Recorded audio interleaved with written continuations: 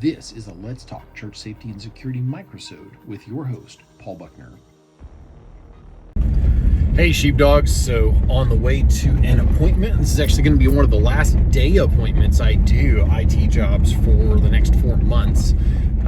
Getting ready for the academy, which as of the recording of this video starts Monday. Picked up my uniforms yesterday. It kind of surprised me. They've been having shortages.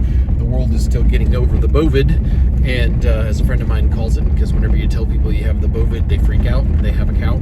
I thought that was cute.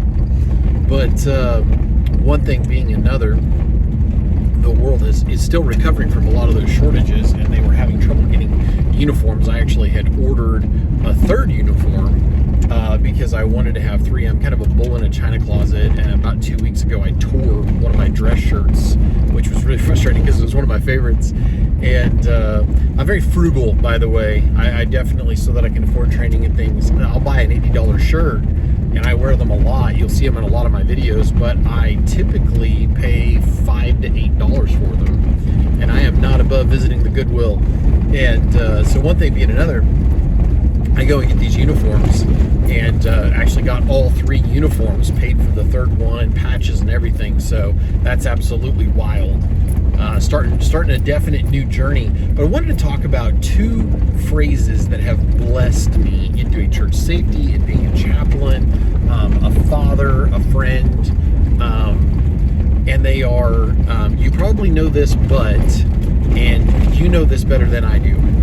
And so sometimes we have to remind folks of stuff, and it's also a way of showing respect to somebody, because you really, in some cases, you really don't know their background. Like, I had a guy get super offended because I was talking about fundamentals about something, and he's like, I'm an instructor. Okay, well, first off, it doesn't say that on you anywhere.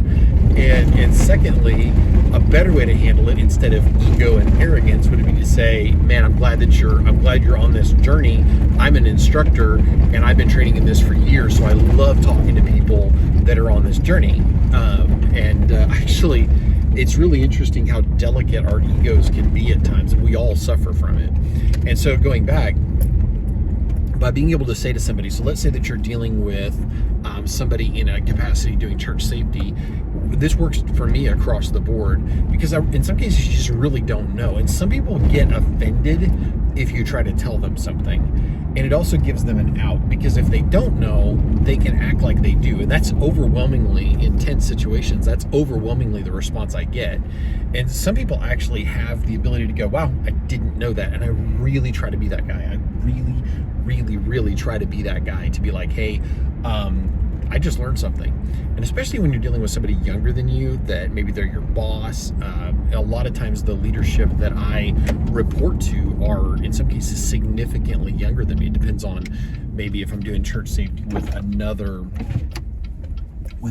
church or whatever. But a lot of times the leadership that I report to may be 10 or 15 years younger than me. And that's only going to continue, that gap is only going to continue to widen with time. So I will defer to them in those instances, saying, you're the boss, that's above my pay grade, those kinds of things. But then I'll also say, you know this better than I do, or you probably already know this, but I'll also, which was my point, I will say things like, man, I didn't know that. Thank you. I just learned something. And I just learned something is something I try to say several times a week, because first off, I am always trying to learn.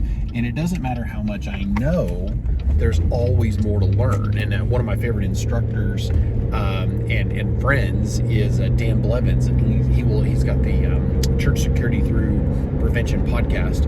And great guy. And he says, I'll never say that I've arrived. I'm always going to be on this journey. You like that dramatic lighting there? And but I like that, and I like that humility, because I don't care how long we train. We are A, never going to know it all, and B, there's always going to be a better technique, and C, there's literally going to be times that someone who is inferior to you in training will be better equipped to handle the situation, i.e., I have had women walk into a situation with absolutely no training, but their gender served them incredibly well in that circumstance, and they were able to deal with a crying child, a woman that was distraught. Frequently, I will have conversations with with women where they need a hug or embrace. Not happening. And I will not do that. And that they might get a side hug if I really know them or something, but I reserve those affections for my bride. And a lot of times a woman who's really, really distraught can inadvertently transfer emotion to you, and you've got to really guard that. And so if you've just protected them from something, there can be some transference.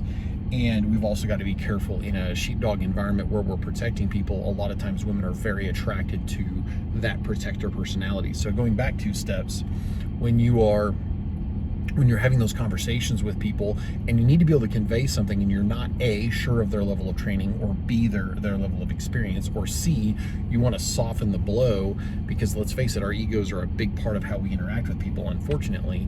When we can say something like, and I've actually been schooled where I've said, you probably know this, but, and I've actually been so glad I put it that way, because I've actually had people go, no, you're exactly right, and here's 7 more things that you didn't know. And they don't say it that way most of the time. They'll be like, yeah, absolutely, when I was training in this. And so I've actually given them an out, I've shown them respect, and they actually have an opportunity and an ability to either build on what I'm saying or go, dadgum, I didn't know that, Paul, thanks for sharing. And I can do that in a way that, again, it's helpful, it's constructive, it's not destructive, I'm not tearing down. And then by being able to say, you know this better than I do, they may not, but a lot of times with a person in a position of authority, a lot of people don't like being challenged. And so some people are actually threatened by your knowledge. And if we're smart about leadership, we're like, man, this guy is on point. He's the guy that I go to when I need information. When I need somebody that can de-escalate, I go to this guy. When I need somebody that can work with a small child, I go to this guy. And we need to understand that it's like a deck of playing cards. Everybody's a part of that deck. There's, hands and feet, all this stuff as the body of Christ, but not everybody has the same skill sets. And people have different abilities and different values in different environments. I think mine's the Joker. Anyway.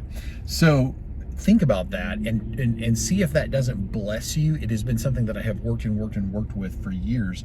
And I work a lot in alpha male, alpha female dominated environments with law enforcement, firefighters, veterans, and there's a lot of egos at times that can get bruised. So that has blessed me. On that note, I'm going to get some coffee and some fuel and go make some money. May the Lord bless you and keep you. May his face shine upon you. Remember, Semper Disciplina, that lifestyle of discipline training. God bless. If you enjoyed this microsode, check out the video and audio versions of the Let's Talk Church Safety and Security podcast.